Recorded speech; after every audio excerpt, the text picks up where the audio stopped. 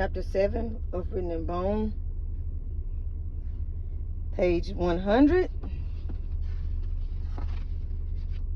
through 107. The man of the house. The largest lead coffin was the heaviest and most finely crafted of the three. 2 sheets of lead had been fashioned into hexagonally shaped boxes. One had been placed on top of the other so that they fit together in much the way a shoebox and its lid do. Nails driven through the lead and into the wood coffin held the lid securely in place. The wood coffin inside the lead one was made of several kinds of wood. The lid was so beautifully preserved you could still drive nails into it, said Henry Miller. During the 17th century, when the English buried a husband and wife beside each other, they traditionally placed the husband's grave on the north side of the wife's grave. The large lead coffin was on the north side of the woman's coffin, so the team knew that if the large coffin contained the remains of a man, he may well have been the woman's husband. No one expected what they actually found inside the coffin, though. We were shocked, Miller recalled. From the waist up, most of the bone had been transformed into a white, crystalline material.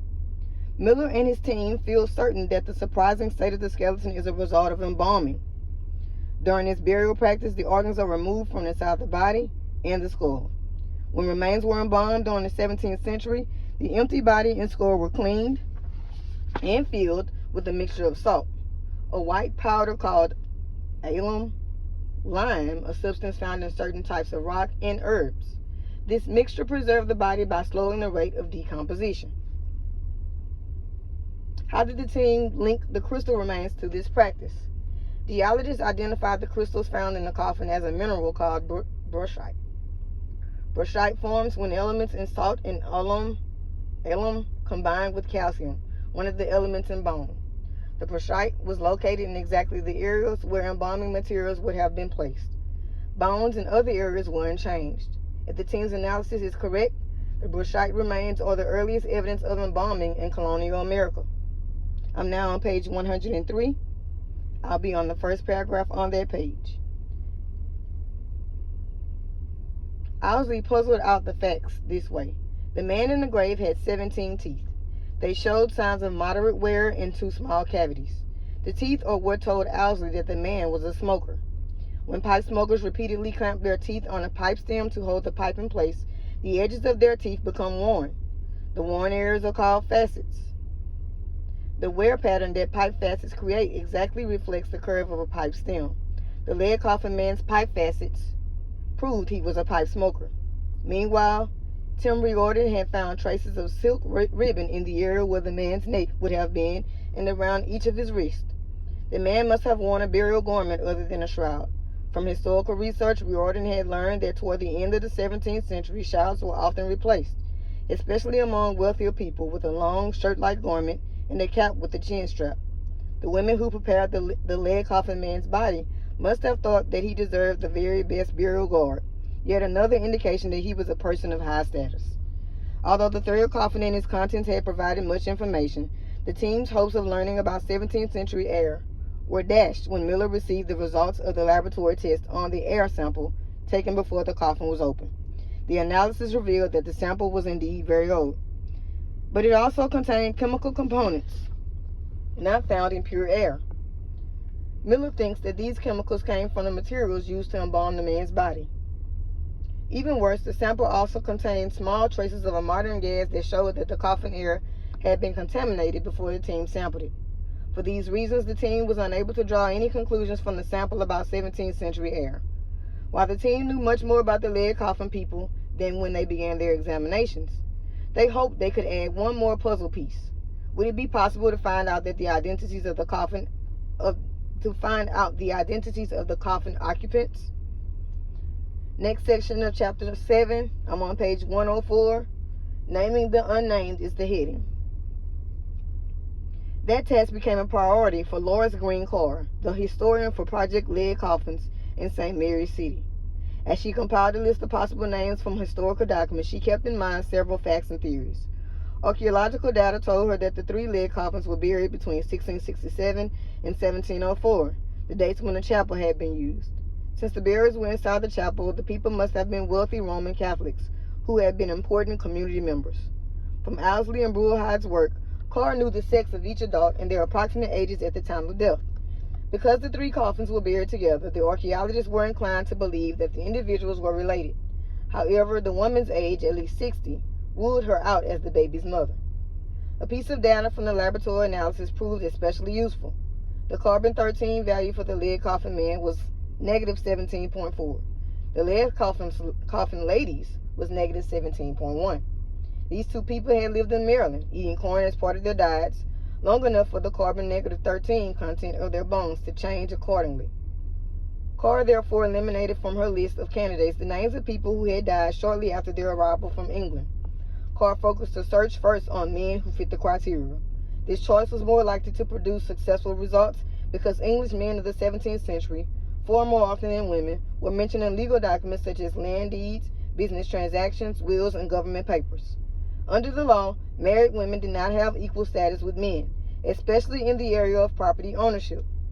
Thus, they were seldom mentioned in historical documents, making research about women far more difficult. Carr therefore assembled a list of prominent men of 17th century Maryland, including details such as age, the name of wives, when they had arrived in North America, their occupations and community standing, and where and at what time of year they had died. The small amount of pollen found in a man's coffin indicated that he was buried in the winter, a time when little pollen is floating in the air.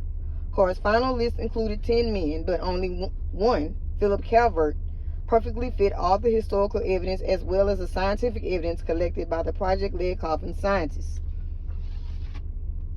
Carr's thorough search of the historical record revealed that Philip Calvert was a younger half-brother of Cecil Calvert, the founder of the Maryland colony. Philip and his wife, Anne Wolsey Calvert, arrived in St. Mary's City in 1657. Over the years, he served as the governor, the mayor of St. Mary's City, the chief judge, and the chancellor of the colony, all very powerful positions. Philip was a very wealthy man.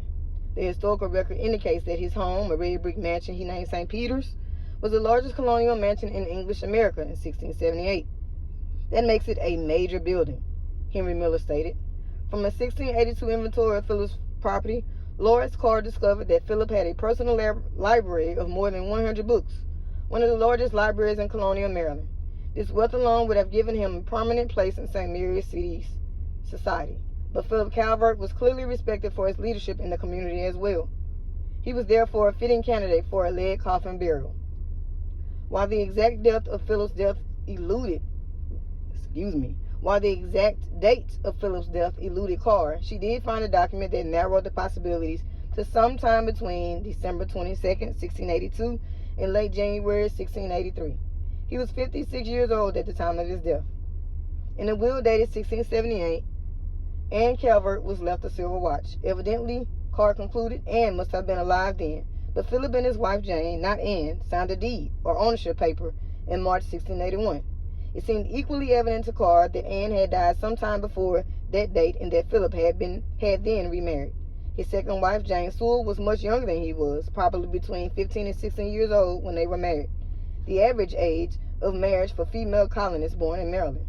Since Anne would have been too old and too sickly to have been the mother of the baby in the smallest lead coffin, Carr and Henry Miller think that Jane was the child's mother.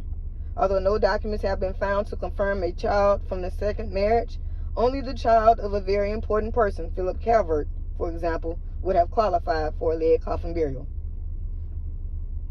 The identification of the remains as those of Anne and Philip Calvert presented the team with another curious puzzle. Anne Wolsey Calvert died 2 years before Philip, yet the grave shaft stratigraphy showed they were buried at the same time, inside the same grave shaft, presumably after Philip died. Where had Anne's coffin been for the intervening 2 years? One scenario is that the entire grave had been dug when Anne died, wide enough for both husband and wife. In this scenario, Anne would have been placed in one side of the shaft, which was left open so that Philip's coffin could be buried beside her when he died.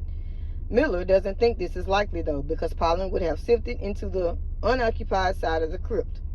There was no pollen under Philip's coffin. There was also no evidence that Anne's coffin had been dug up and then reburied beside Philip. Miller is sure that if this had occurred, the lead coffin would have been nicked by whatever tools were used to dig it up. The coffin had no such nicks, so Anne's coffin must have been stored somewhere. Was it awaiting shipment to England for burial there, but then given a final resting place in the colony when Philip died? So far, the team hasn't discovered the answer to this riddle. Still, the shared grave of the Lead Coffin family has revealed a wealth of information about the lives and deaths of St. Mary's City's most well-to-do residents. I just finished reading the last portion of chapter 7. It ended on page 107.